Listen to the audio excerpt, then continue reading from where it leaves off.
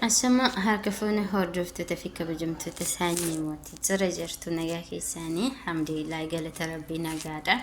Anna jechuudha har'a hordoftoota kiyya wantuma jechuudha miidiyaa kanarratti ilaalee xiqqoo ishii na dabbari jechuudha beeytanii.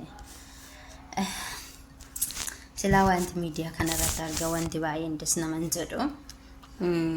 Dammoo anammoo jechuudha kun immoo sirma inuma bakka injiraamiti keessa dabarsama wayii ta'e jechuudha. Inni illee maalidha yoo jettani subscribe like share gochuu akka hin daganne hordoftoota kiyya. Anna jechuudha innis maalidha yoo jettani waa'ee tinsaayee hin beektan jedheeti yaada. Ijoollee baay'een hin hordoftani jechuudha. Tinsaayee jechuudha ጊዜ ishiin ulfataatirraa kaasee ani kan hin jiru Itoophiyaa keessa jechuudha. Mirgi shamarranii eeggamaadha maali jedhanii miti. Mirgi shamarranii erga eeggamaa ta'ee maaliif jechuudha dubartoota ulfaatirraa yoo xiqqaatiin gaa'u jechuun maaliif jechuudha seerri hin sirreessineef.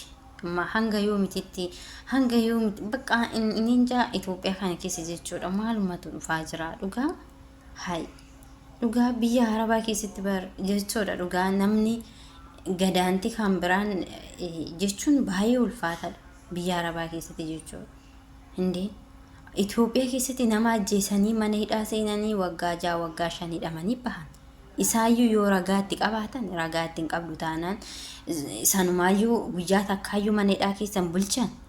Hindee maal jechuudha kun dhugaa baay'ee ulfaata bar. Dhugaa osoo seerri jechuudha seerri Itoophiyaa keessa jiru kuni diigamee akka seera jechuudha biyyoota Arabaa kanatti nu deemee dhugaa das nama jedha namni nama ajjeese ajjeefamuu qaba. Namni haate harkisaa muramuu qaba. Bakka akka jechuudha seera biyyoota Arabaa kanatti osoo qaxxaamanii das nama jedha. Dhugaa Itoophiyaa jechuudha biyya qabna jennee iyyuu itti galuudhaaf yaannu dhugaa baay'ee nama jibbisiisan isiniin jaa hordoftoota kiyya. Uummanni keenya baay'ee bakka uummanni keenya kun jechuun fakkeenyaaf jechuudha biyyoota gurguddaatti kanneen keessatti jechuudha biyyoota Arabaa jechuun biyyoota guddatteedha dhugaa dubbachuuf jechuudha. Dhugaa dubbachuudhaaf biyya Ingilizii biyya akkasii Ameerikaa maalii Kanaadaa min jedhanii miti. Dhugaa biyyoota akkasii caalaa biyyoonni waan hundaan guddatte akka biyyoota Arabaa hin jiru. Biyyoonni Arabaa seera qaba jechuudha beektanii seera qaba. Inna seerri isaanii kunillee baay'ee namatti tola jechuudha. Dubartiin isaanii kabajaa qabdi, dhiirri isaanii kabajaa qaba. Namni nama zollomu hatu minaaminteen kun hin jiru baay'ee jechuudha. Darbee yoo argame hin beeku malee hanguma fedhanuu badaa yoo ta'e hanguma fedhanuu jechuudha hin jiraa miti. Hanguma fedhan nama gaariyyuu ta'uu baatan akka Itoophiyaa kanaa miti dhugaa dubbachuudhaaf jechuudha beektanii. Anna osoo jechuudha sirri biyya keenyaa kun nu sirratti dasna jedhaan akka yaada kiyyaatitti na hordoftoota kiyya dhugaa biyya Itoophiyaa keessatti galuun baay'ee nama jibbisiisa. Biyya Itoophiyaa bakka hin jiraa miti ani akka kiyyatti uummata jechuudha barumsa illee hin qabne barumsa maal qabanii miti si jammar iraasu inni hin jabaqqa hin jiraa miti. Loowwan wayya dhugaa dubbachuudhaaf jechuudha. Loowwan wayya bakka hundumti keenya dhugaa bakka hundumti keenya loowwantu nu caalaa uummata Itoophiyaa keessaa dhalate Itoophiyaa jirus hin jirres biyya ambaa jirus loowwantu caala. Loowwan beektanii miti warii jechuudha. Wariitu caala. Sammuun isaanii sirrii miti silaa jechuudha osoo namni jechuudha wanta yaadu ta'ee dhugaa walirraan xiqqaati mootummaa maa eeganiiyu. Ani fakkeenyaaf mataa kiyya irratti ani mootummaadha jechuudha. Fakkeenyaaf mataa kiyya irratti anu mootummaadha. Wanta seerri hin jaalanne wanta rabbiin hin jaalanne wanta seeranillee yakkaa hin jiraa miti wanta rabbiin keenya jechuudha nurratti bakka haraama yookiin dammoo wanti kun wanta hin taanedha. Isiniif hin ta'u cubbuudha jedhamee jechuudha kaame maaliif itti buunanti jechuudha nama sammuu qabu miti nama yaadu miti wariin iyyuu bar wariin oofankaa warii tiksitanii yoo beektan jechuudha wariin tiksee isa tiksuu fi tikseen biraa addisii yoo itti dhufe hin beeka jechuudha. Hin beeka amma warroonni saawan elmitan jechuudha kan gizee hunda ilmuu fi addisii namni biraa itti dhufeetan ilma hoo jedhe ishin jedhuuf hin beekaa jechuudha. La nuti immoo iyyuu suruma warimaayyuu hanqannee jechuudha. Bakka waan deemnuuf hin beeknu nafsiin ilma namaatuun qaaliidha. Nafsiin ilma namaatuun akkanumatti haala irratti baddii seerii hin jiru. Fakkeenya qabeenya kee kanatti hojjette yookiin xaartee dadhabdee fidde kana tokkotu halkan itti yaa'ee si jalaa balleessa, si jalaa hata. Nagaan hin jiru biyya keessa, namni jaalalaan waliin hin jiraatu.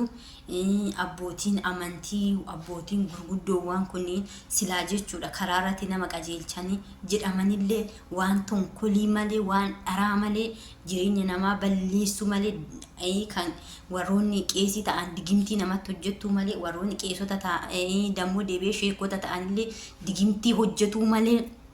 Bakka digimtii jechuun beektanii miti.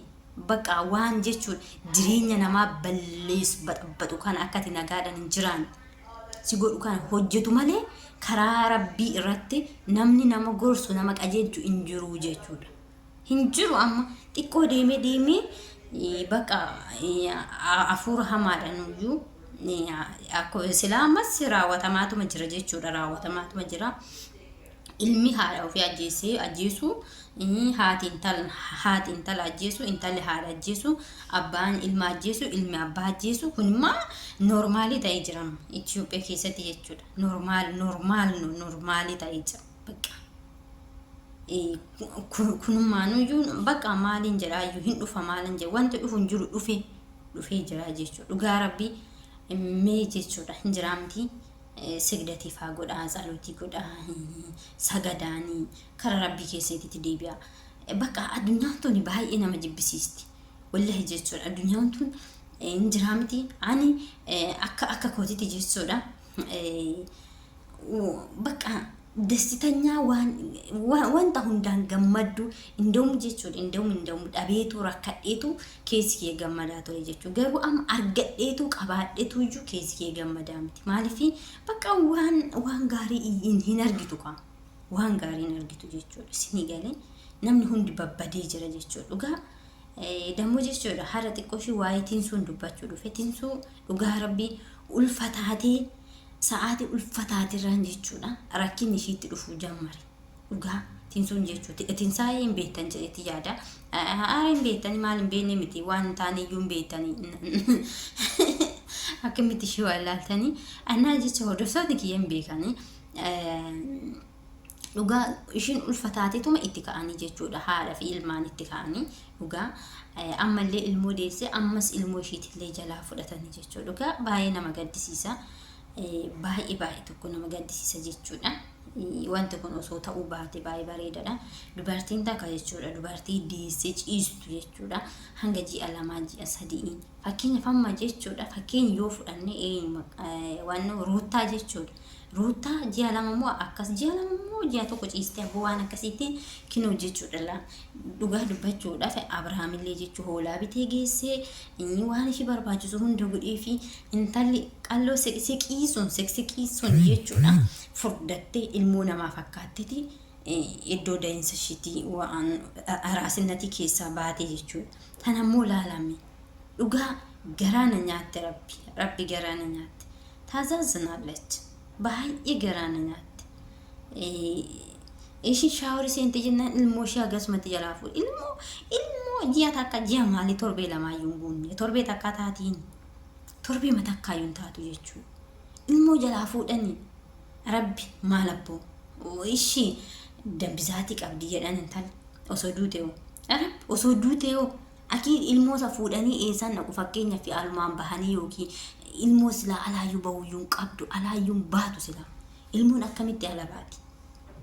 Ilmoon akkaataa itti baatutu jira. Aadaa qabna nuti jechuudha. Itoophiyaan aadaa qabna ulmaa jedhanii maal jedhanii waan baay'ee isaatitu jira. Ilmoo hoota fuutee dhiiga haati isaa jechuudha. Haati Anaazar fuutee deemte. Haadha maaliiti tuni? Ani intaluma san hin jibbaayyuu as jammade raasu jechuudha. Hummoo wayiiti beektanii? Astaghfirullah. Siyaas xallaa wallaa. Ilmoo hoota jalaa fuutee haadha jalaa ilmoo fuudhu jechuun dhugaa ani beeku rabbi dhugaa baay'ee ulfaata. Anaazarillee keessa darbee keessa dabarseetu duraanuu hoolaadha amma hooluma isaan iyyuu hin ga'u jechuudha. Abboo hoolaan ilmoo ofiitti fiiddi maal abboo maayin rabbi dhugaa baay'ee nama jibbisiisan isiniin jaa hordoftoota kiyya innaa jechuudha. Akkasii subscribe like share godhaa hordoftoota kiyya miidiyaa kanarraa illee badeen jiraate.